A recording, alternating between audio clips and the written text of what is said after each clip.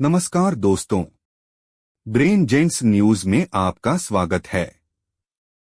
आज इस वीडियो में एक वीर सपूत बंदा सिंह बहादुर के बारे में बात करेंगे।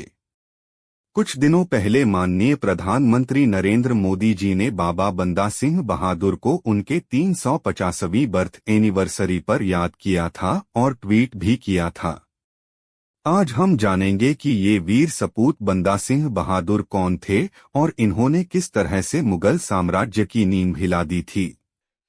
भारत की धरती ने समय समय पर अनेक वीर सपूतों को जन्म दिया है, जिन्होंने अपने खून से इतिहास लिखा। इन्हीं वीरों में से एक थे बंदा सिंह बहादुर, एक ऐसे योद्धा जिन्होंने अकेले ही मुगल साम्राज्य की नींव हिला दी, जिसने न सिर्फ सिखों को संगठित किया बल्कि पहला सिख राज्य स्थापित करके इतिहास रच दिया। आज हम आपको ले चलते हैं उसी महानायक की अदम्य गाथा की ओर।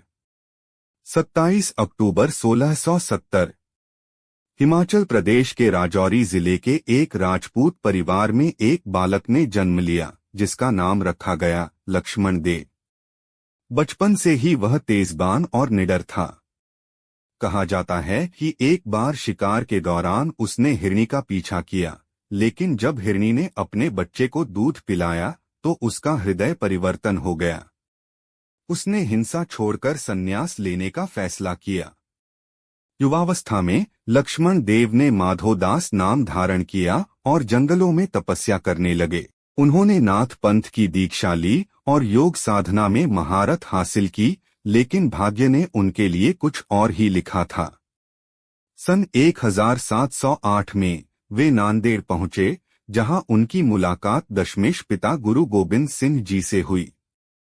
गुरुजी ने माधोदास से पूछा, तुम कौन हो? माधोदास ने कहा, मैं आपका बंदा दास हूं। तब गुरुजी ने उन्हें सिख धर्म में दीक्षित करते हुए कहा, अब से तुम बंदा सिंह बहादुर कहलाओगे। जाओ, पंजाब को स्वतंत्र कराओ। गुरुजी के आदेश पर बंदा सिंह बहादुर ने पंजाब की ओर कूच किया।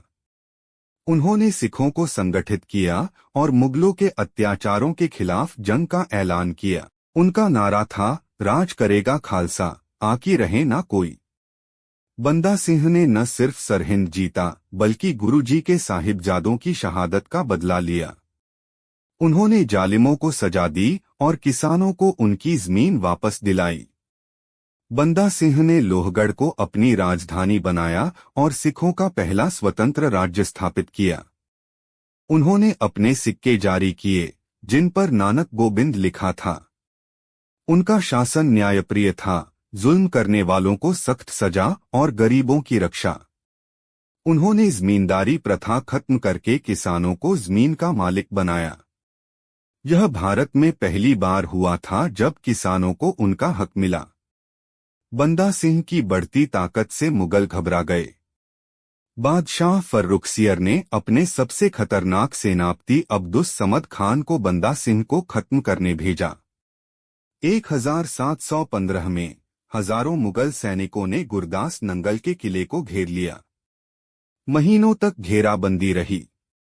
अन्न जल खत्म हो गया, लेकिन बंदा सिंह और उनके साथियों ने हार नहीं मानी। आखिरकार धोखे से उन्हें पकड़ लिया गया। बंदा सिंह और उनके 800 साथियों को दिल्ली ले जाया गया। रास्ते भर उन पर अत्याचार किए गए, लेकिन वे डटे रहे।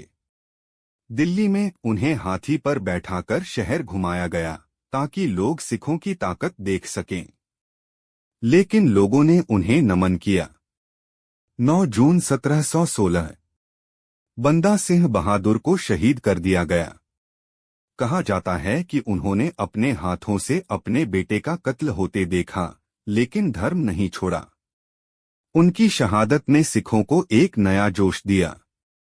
बंदा सिंह बहादुर ने साबित किया कि एक व्यक्ति भी इतिहास बदल सकता है।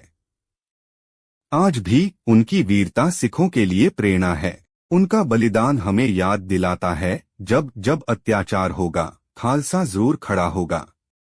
अगर आप भी ऐसे ही इतिहास से जुड़ना चाहते हैं तो हमसे जुड़े और वीडियो अच्छी लगी हो तो लाइक और सब्सक्राइब करें।